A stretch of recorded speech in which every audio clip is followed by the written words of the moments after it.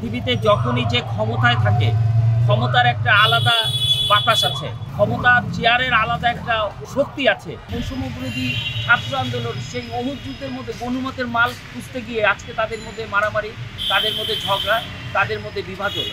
নতুন করে আপনি দেখেছেন পুলিশ, আনসার, র্যাবের পোশাক পরিবর্তন হয়েছে। আমরা প্রথমেই বলেছিলাম তাদের চরিত্র পরিবর্তন করতে হবে, কিন্তু তাদের চরিত্র পরিবর্তন যারা বিগত দিনে ফ্যাসিবাদের দোসর ছিল, যারা গুম করেছে, যারা ক্রস ফায়ারে মানুষকে হত্যা করেছে, এই যেখানে আপনি দাঁড়িয়ে আমার কথা শুনছেন, এইখানে দাঁড়িয়ে আমরা বক্তব্য দিতে পারছিলাম না। ছোট ছোট গুম হওয়া সন্তানদেরকে পুলিশ যেভাবে নেককার জন্য হামলা করেছিল, আজও তারা সেই সমস্ত পুলিশরা বহাল তবিয়াতে আছে। তাদেরকে পরিবর্তন না করে, তাদেরকে চাকরিচ্যুত না করে আজকে পোশাক পরিবর্তন করে, সেখানে কি আমি বলতে চাই এই পোশাক পরিবর্তনের মধ্যে দিয়ে হাজার হাজার রাজস্ব যে ব্যয় হবে, এই টাকাটা কে দেবে? এই টাকা কোন খাত থেকে আসবে? এটি কি কোনো বিদেশি কোনো সংস্থা কি তাদেরকে দান হিসেবে দিচ্ছে নাকি যে আর্মি, পুলিশ, আনসার এবং র্যাবের পোশাক পরিবর্তনের টাকা আমরা দিচ্ছি, আপনারা পরিবর্তন করুন? এরকম কোনো বিষয় আছে কিনা আমি জানতে চাই। আর পাশাপাশি আজকে যে সিন্ডিকেটের কথা বলছেন, আসলে যখনই একজন সাধারণ মানুষ অসাধারণ হয়ে ওঠে, যখন তিনি গতকালকেও রিক্সায় চলছে, আজকে বাজারু প্যারোলিতে চলে এবং এটিকে স্বাচ্ছন্দ্য বোধ করে, তখন যারা এই সুযোগগুলো দেয় তারাই কিন্তু সেই সিন্ডিকেটের সদস্য এবং তারা জানে যে আমাদের টাকায় তো সে ভালো থাকছে, ভালো খাচ্ছে, ভালো চলছে, 5 স্টারে খাওয়ার সুযোগ পাচ্ছে। কাজেই আমরা যদি থাকে, আমরা যদি বাজারকে একটু চড়া মূল্যে আমরা দাম উঠিয়ে দিই, তারা আমাদেরকে কিছু বলবে না। এই সুযোগটা নিয়ে কেউ কেউ এই কাজগুলো করছে আমি বিশ্বাস করি, এবং এই সিন্ডিকেটের সদস্যরাই, কালোবাজারিরাই নেপথ্যে এগুলো অর্থ যোগান দিচ্ছে এবং তাদের চরিত্র হরণ করছে। পৃথিবীতে যখনই যে ক্ষমতায় থাকে, ক্ষমতার একটা আলাদা বাতাস আছে, ক্ষমতার চেয়ারের আলাদা একটা শক্তি আছে।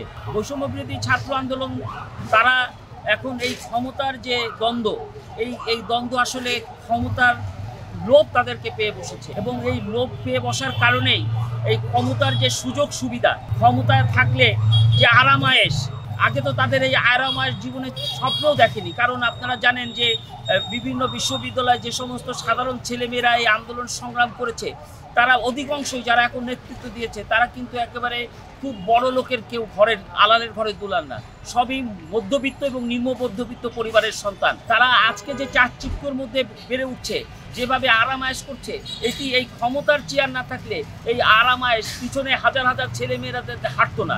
এই পিছনে হাজার হাজার ছেলেমেয়েরা হাঁটলে ক্ষমতা আসবে, টাকা আসবে এবং বিভিন্ন ধরনের সুযোগ সুবিধা আসবে।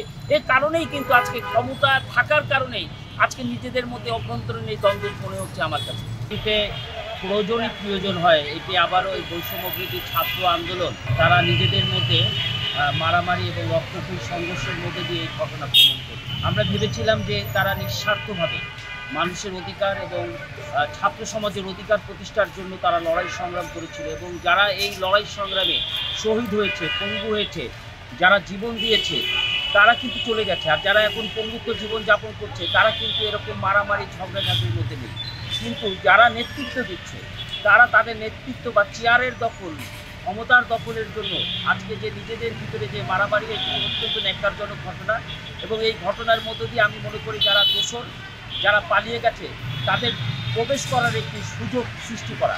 কারণ নিজেদের মতোই যখন আপনারা জানেন যে ইসলামের ইতিহাস বলে যে বদর যুদ্ধে যখন মুসলমানরা বিজয় হয়েছিল, পাশাপাশি অহুদ যুদ্ধে মুসলমানদের পরাজয় হয়েছিল। পরাজয়ের কারণ ছিল যে ওই যুদ্ধে জিততে জিততে যখন গনিমতের মাল যখন মানে মুসলমানরা যুদ্ধ বিরত রেখে কুড়াতে গিয়েছিল, সেই সময় প্রতিপক্ষরা হামলা করে সেই অহুদ যুদ্ধে মুসলমানদের পরাজিত করেছিল। এখন আমার মনে হচ্ছে বৈষম্য বিরোধী ছাত্র আন্দোলন সেই অহুদ যুদ্ধের মধ্যে গনিমতের মাল খুঁজতে গিয়ে আজকে তাদের মধ্যে মারামারি, তাদের মধ্যে ঝগড়া, তাদের মধ্যে বিভাজন। এই বিভাজন থেকে তারা যদি বেরিয়ে আসতে না পারে, তারা যদি এই ঝগড়া থেকে বেরিয়ে আসতে না পারে, তারা যদি এই স্বার্থ থেকে বেরিয়ে আসতে না পারে, তাহলে তারা শুধু ছাত্র সমাজ বা গণমানুষের সাথে বেইমানি করবে না, তারা যাদের রক্তের উপরে বাংলাদেশ দাঁড়িয়ে, শহীদ আবু সাঈদ, ওয়াসিম মুগ্ধ, তাদের রক্তের সাথে তারা বেইমানি করবে। আমি আশা করব তারা এ বিষয়ে আরও সচেতন হবে, সজাগ হবে, তাদের এই ভুলের কারণে আওয়ামী দোসররা ফ্যাসিবাদরা আবার যেন ফিরে না আসে, এবং ফিরে আসলে আপনারা জানেন আরও বেশি ভয়াবহ ঘটনা ঘটতে পারে, আরও হাজার হাজার লক্ষ লক্ষ গুম খুন ক্রস ফায়ারের ঘটনা ঘটবে। সেই থেকে বাঁচার জন্য হলেও তাদেরকে এই ঝগড়া, এই রক্তক্ষয়ী সংঘর্ষ, এই চেয়ার দখল, এই ক্ষমতা দখল, এখান থেকে তাদের বেরিয়ে আসতে হবে। তারা প্রকৃত যে উদ্দেশ্য নিয়ে শহীদ আবু সাঈদ বুদ্ধরা জীবন দিয়েছিল, সেই উদ্দেশ্য সফল না হওয়া পর্যন্ত তাদেরকে সংযুক্ত থাকার জন্য আমি উদাত্ত আহ্বান জানাচ্ছি।